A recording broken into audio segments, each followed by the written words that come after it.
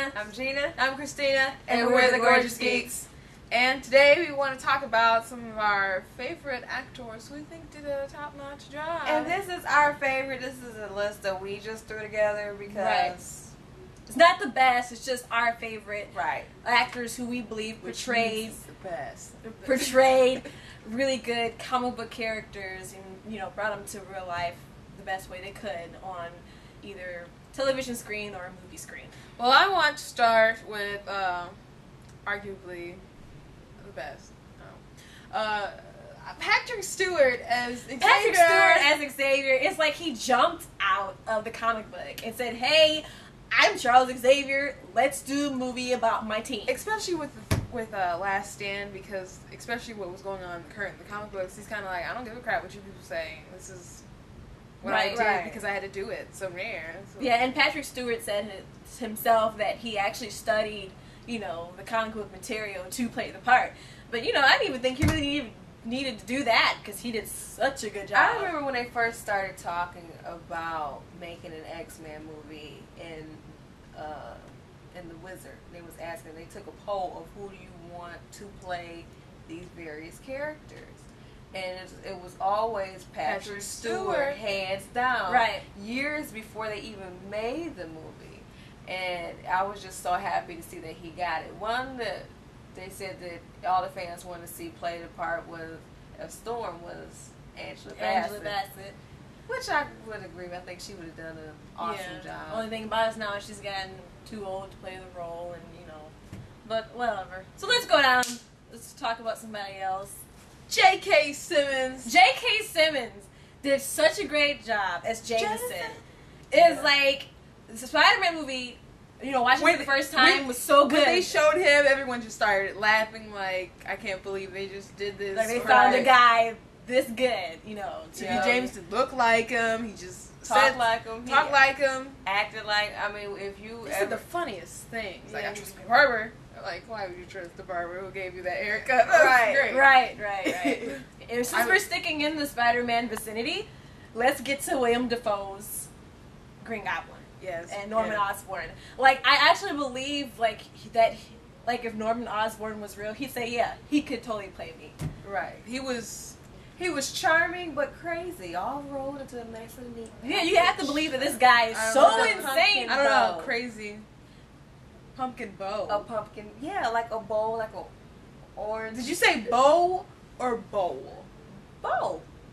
Like he's perfect wrapped in. Yeah, he's perfectly wrapped. With a pumpkin bow.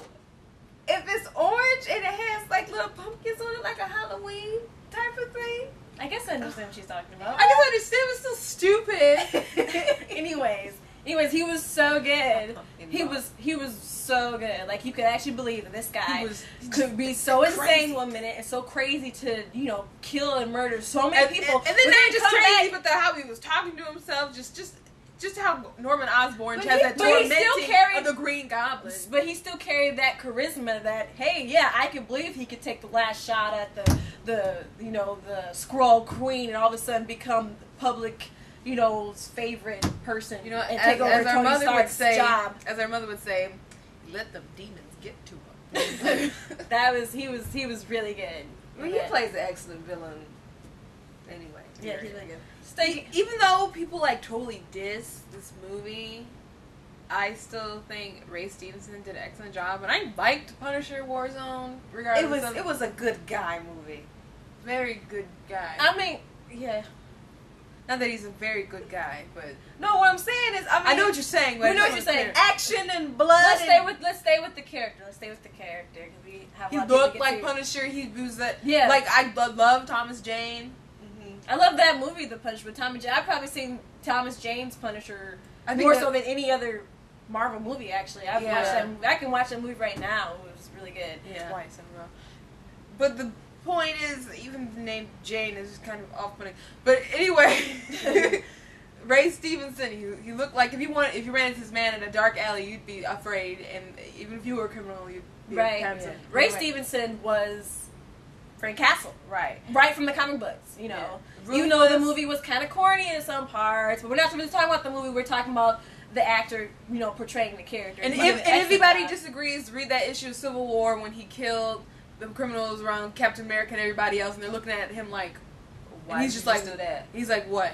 And then they all got all ticked off. That's just like that scene in the movie when he was holding a little girl, and the cop just was going to take the guy in to jail. Yeah. He just blew his head off.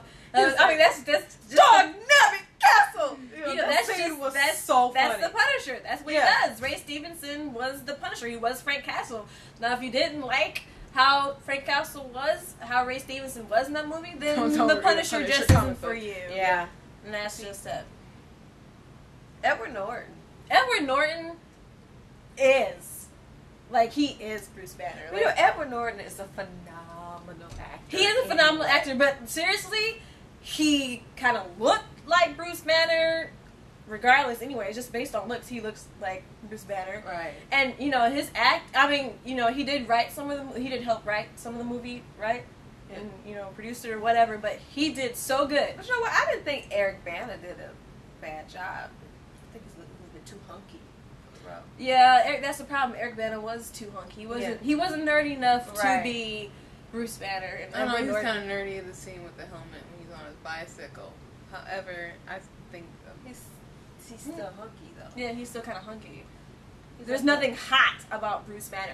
Right. Whatsoever. See, you see someone like Eric not Bana. to diss you, Edward Norton. You're right, but you see someone like Eric Bana, you can just like we can clean him up and make him hotter. Edward Norton, you can't do too much with him. Not to diss you, Edward Norton. No, it's just that, okay, walking down the street, if you see Eric Bana, you might say, okay, that guy can put up a good fight. You know, walking down the street, Edward Norton in a baggy, you know, white dress shirt with glasses, which is Bruce Banner, you would say, oh, he wouldn't be nothing in a fight. I totally bought you in Fight Club, Edward Norton. Not to diss you. And American History X, too. Yeah, okay. Let's move on. Michael Chiklis as Ben Grimm was pretty good. You know what? He didn't say the ever-loving blue-eyed thing, though. He didn't say that line. Well, him not saying lines isn't really his fault. It has to do with the writers and the directors.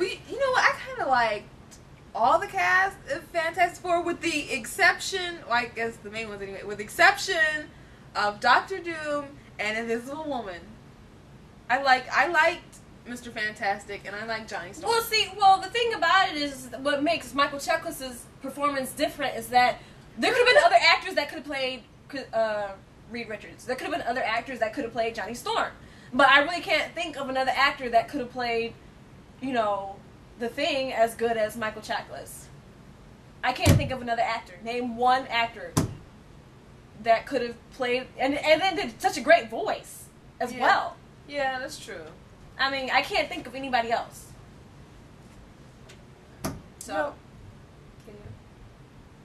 I mean, I'm not saying that the other performances were bad. I'm just saying Michael Chiklis was just, you know, as far as that goes, was a little above them. Bruce Willis.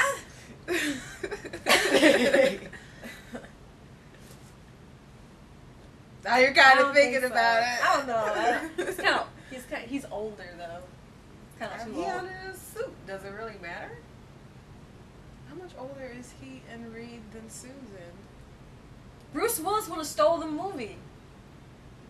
I'm just throwing out a name since you He's just too did old. like every other Maybe actor. if it was years ago,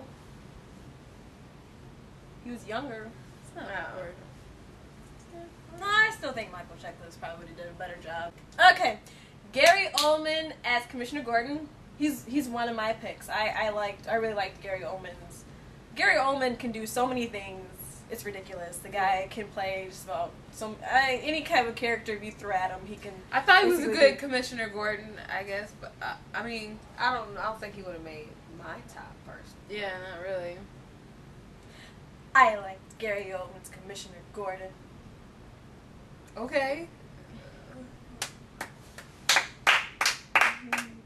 Let's just move Not to down. insult you, Gary Oldman.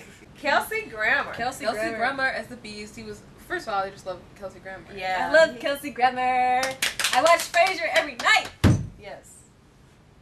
I thought that when I found out that he was going to be Beast, it was kind of like, how is this going to? Well, I thought it was going to be good. I thought it was was perfect. happy. Yeah. You know, as many times we said down and said, who could play this character, who could play this character. I can't believe that Kelsey Grammer didn't cross my mind, and when they said Kelsey Grammer's going to play Beast, it was like...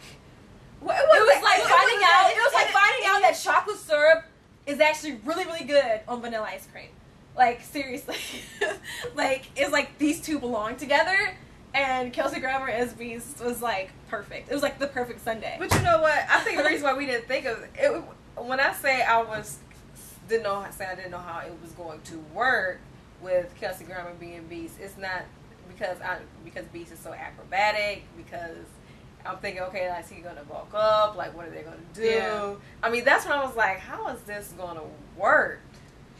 But even though they changed a little bit, I mean, some stuff about Beast, I still just that intelligence, just that everything, that the air about him. I just think Kelsey Grammer just had it down. Yes. And I loved it.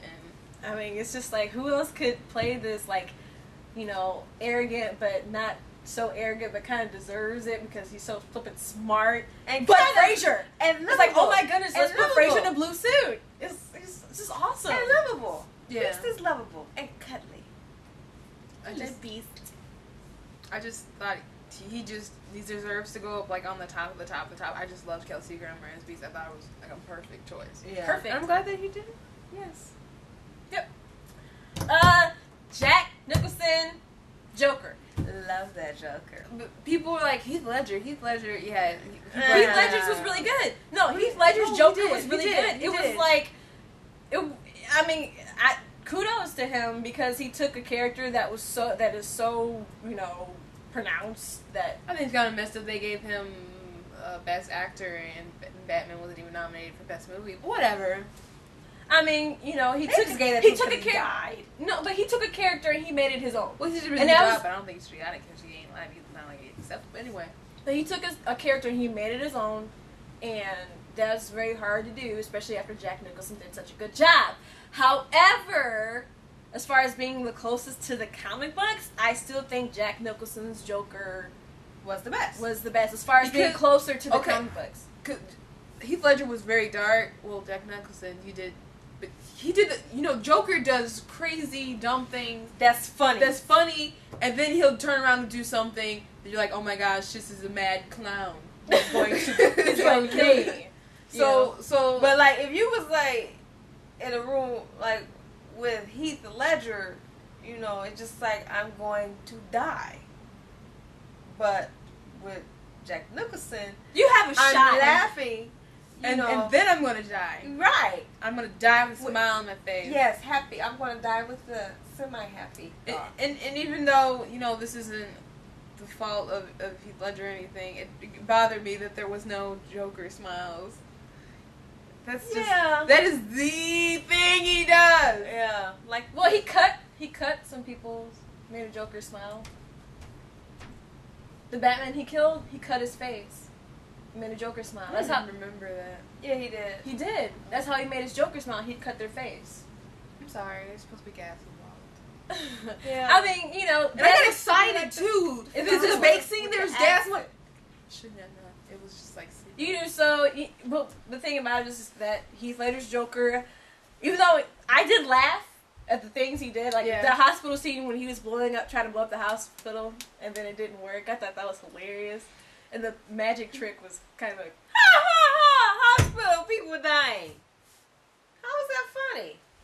I think Joker wearing a t-shirt that says, I killed Jason Todd and all I got was this dumb t-shirt is funny. I mean, that's funny. If you're going to laugh at, I mean, it's still Joker stuff. It's Joker-esque. I mean, you know what I'm saying? Is Heath Ledger's Joker for the movie off of this book called The Killing Joke, which was very dark. He just really twisted things to Batgirl. Barbara Gordon.